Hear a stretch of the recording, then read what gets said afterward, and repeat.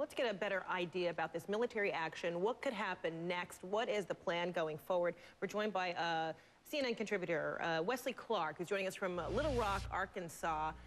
All right, well, this is a very interesting juncture that we're in right now. We know the European Union is on board, Iraq is on board, as well as Morocco. They've all been meeting in Paris earlier today to talk about what next.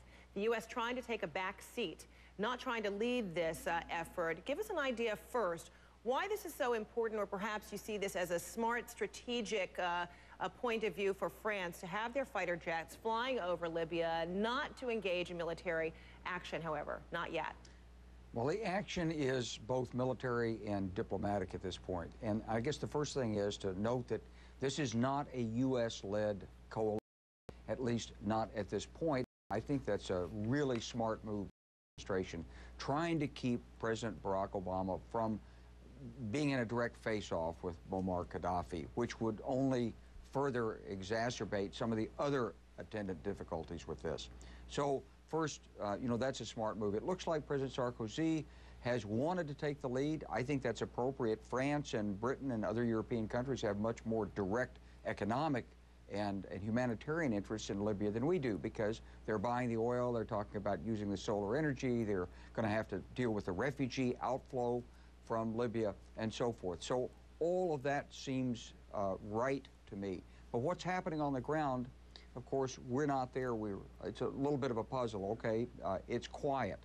But if you were Muammar Gaddafi, wouldn't you be, at this point, you haven't said you're going to agree to give up power in Libya. In fact, you've promised revenge, and you've said it's your country and for the UN to stay out. So what you'd be doing is you'd be infiltrating your troops quietly into Benghazi, prepared to try and seize control during the hours of darkness when presumably the international community's asleep, the aircraft overhead can't see much, if anything, and you try to do this without a big show of force on the ground.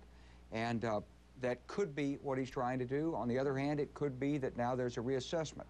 Yeah. What the aircraft overhead show is that France is taking the lead in this, that they are implementing the first stages, and they're holding the door open to be able to talk to Gaddafi and give him a way out so it doesn't come down to a fight to the finish. The question is, will Gaddafi take it or not? Yeah, big question there. General Clark, just stand by. We have General Kimmett also with us here in the United States. He's in our Washington bureau. And General Kimmett, one question for you. It seemed like these fighter jets were in the air even before that meeting in Paris was over. Were you surprised by the timing of that? Oh, I don't think so. I think it's important to recognize that we're probably seeing reconnaissance airplanes doing what we call the intelligence preparation of the battlefield, trying to get a visual look at what's on the ground as well as an electronic mapping of the radar sites and the SAM sites.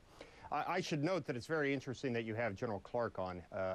The most comparable military campaign, what we should see unfolding in Libya in the next few days, was very similar to what General Clark ran in 1999 in the Kosovo campaign. He is the brilliant architect of that successful prosecution of the Kosovo air campaign against Milosevic, and I think there are a lot of lessons to be learned from what happened in Kosovo in '99 to what we should see unfold in the next 2 weeks. Well, General Clark, you want to pick up and run with that? When you look at the limits of air power when it comes to enforcing these kind of no-fly zones, what will be the problems for enforcing UN Resolution 1973? Yeah, I think a couple of things. One is, I think, you know, it's a different environmental situation than we had in Kosovo. We went in there in March. We had a lot of cloud cover. We flew high, so we didn't lose aircraft. We didn't have the advanced technology that's available at least in the United States, for our air forces right now, so we were less effective at dealing with the ground forces, as Barbara Starr mentioned last hour on this network. But we'll see whether France and UK and perhaps some of the Emirate aircraft have the updated technology necessary to enable them to conduct effective strikes against forces on the ground. Once the fighting devolves into fighting in the city, it's going to be very hard for air power to be decisive in a role like that, and we could be faced with a fait accompli in which the last rebel stronghold has fallen, and then it's all about going after war crimes violations and other things, and you're escalating it to a different to a different level and with a different purpose at that point. So it's a very dynamic campaign, and there are some huge risks. I'm glad to see the French taking the lead on this. I think it's appropriate. And to both generals, Clark, you first. We heard President Obama saying yesterday that no U.S. ground troops would be used here.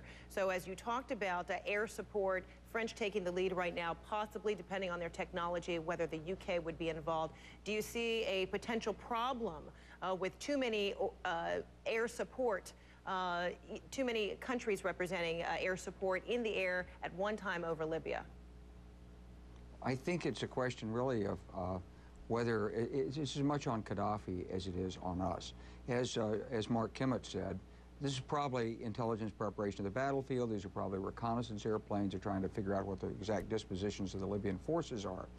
But when it comes down to actually bringing the strikes in, probably someone's going to have to go in on the ground to help direct those airstrikes. The French have people that can do that. The Brits have people that can do that. We don't have to do that. It doesn't have to be our aircraft. We're going to have a common language. And so hopefully the French ground controllers will be able to communicate in English. I know the French pilots can do so. And then it could be effective.